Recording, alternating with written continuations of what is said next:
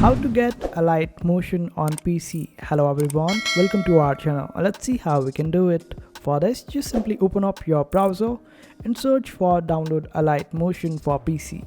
Open up the very first link that you will see in the search results, and this is where it will take you.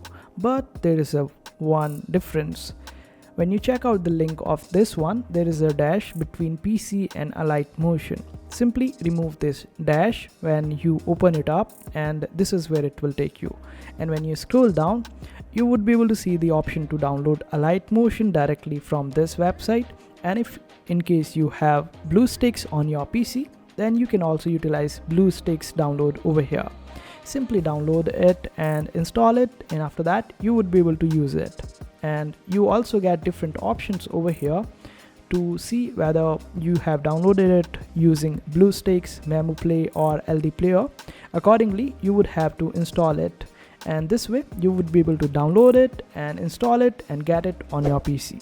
So I hope this video was helpful. Make sure to hit that like button and also subscribe to our channel for more helpful videos.